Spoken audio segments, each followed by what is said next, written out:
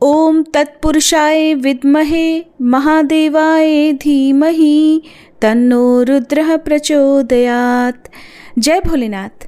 आज सुनिए सावन सोमवार व्रत कथा।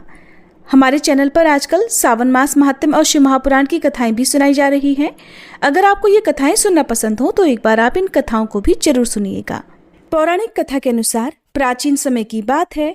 एक गांव में एक साहूकार रहा करता था। साहूकार धनी था। उसके पास अथाह धन दौलत थी, लेकिन उसकी कोई संतान नहीं थी।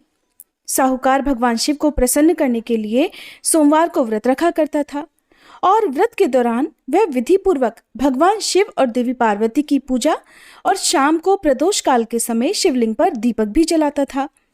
साहूकार की भक्ति और पूजा अर्चना को देखकर एक दिन माता पार्वती ने भगवान शिव से कहा कि हे प्रभु, ये साहूकार तो आपका परम भक्त है। हर सोमवार को विधि विधान से आपकी पूजा करता है। मुझे लगता है कि आपको उसकी मनोकामना अवश्य ही पूर्ण करनी चाहिए। तब भगवान शिव ने देवी पार्वती की बात सुनकर कहा कि हे गौरी, ये संसार एक कर्म क्षेत्र है। जैसे एक किसान अपने खेत में बीज बोता है तो कुछ समय बाद उसे पेड़ मिलता है, ठीक उसी तरह इस संसार में आदमी जैसा भी कर्म करता है तो उसे उसका फल भी वैसा ही मिलता है। लेकिन माता पार्वती ने भोले भंडारी से दोबारा आग्रह किया और कहा, हे नाथ, फिर भी आप इसकी मनोकामना को पूर्ण कर दीजिए, क्योंकि ये आपका परम भक्त है। और अगर आप ही अपने भक्तों की इच्छा को पूर्ण नहीं करेंगे तो फिर भला भक्त आपकी पूजा आराधना क्यों करेंगे। माता पार्वती के इतना आग्रह करने पर भगवान शिव ने कहा, देवी, ये धनवान साहूकार है और इसका कोई भी पुत्र नहीं है, इसीलिए ये सदैव चिंतित रहता है।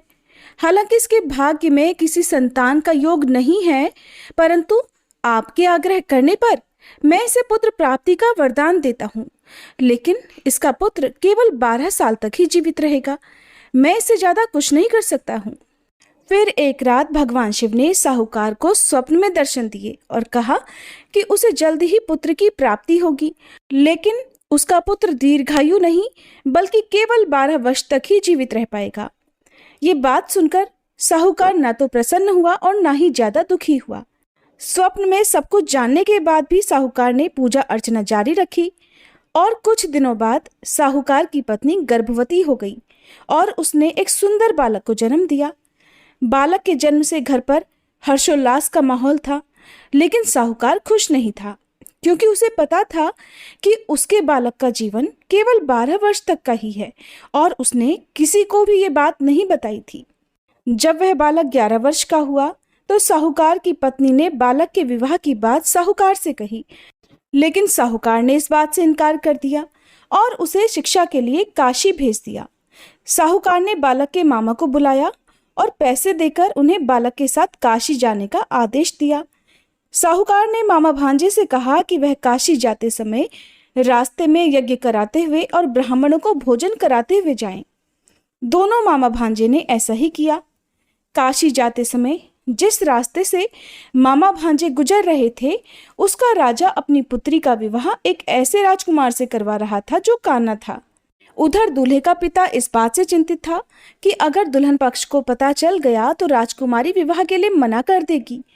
इसलिए उसने जब साहूकार के पुत्र को देखा तो उसने सोचा कि मैं अपने बालक के स्थान पर तोरण के समय इस बालक को बिठा दूंगा और दुल्हन के पक्ष वालों को पता भी नहीं चलेगा।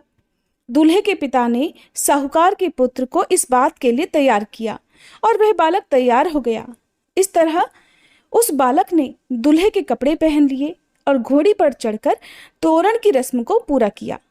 तोरण के बाद जब फेरों की बारी आई तो दूल्हे के पिता ने फिर साहूकार के पुत्र से अनुरोध किया कि वह दुल्हन के साथ फेरे भी ले ले, ताकि विवाह संपन्न हो सके और ये बात छुपी रहे।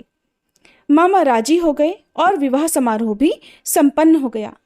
विवाह संपन्न होने के बाद मामा भांजा काशी के लिए प्रस्थान कर गए, परंतु साहूकार के पुत्र ने दुल्हन के कपड़ों पर लिख दिया कि तुम्हारा विवाह तो मुझसे हुआ है, लेकिन तुम जिसके साथ विदा किए जाओगी वह एक आंख वाला आदमी है और मैं काशी शिक्षा ग्रहण करने जा रहा हूँ। जब राजकुमारी ने ये बात पढ़ी तो उसने राजकुमार के साथ जाने से इनकार कर दिया और अपने पिता से कहा कि ये मेरा पति नहीं है, मेरे पति शिक्षा ग्रहण करने काशी गए हुए हैं। जब सब जगह ये बात फैल गई तो मजबूरी में दूल्हे के पिता ने सारी बात सच सच बता दी और दुल्हन के पिता ने फिर बेटी को भेजने से इनकार कर दिया। इधर मामा भांजे दोनों काशी पहुंच गए और बालक शिक्षा ग्रहण करने लगा। तब मामा ने यज्ञ करना शुरू कर दिया। जब साहूकार का पुत्र 12 वर्ष का हुआ तब एक दिन उसने अपने मामा से कहा कि उसकी तबीयत ठीक नहीं है और वह सोने के लिए अंदर जा रहा है। साहूकार का पुत्र अंदर सोने के लिए कमरे में गया तो उसकी मृत्यु हो गई। थोड़ी देर के बाद जब मामा अंदर पहुंचे तो उन्होंने बालक को मृत अवस्था में देखा और बहुत दुखी हुए, परंतु वह रो नहीं सकते थे वरना उनका यज्ञ अधूरा रह जाता।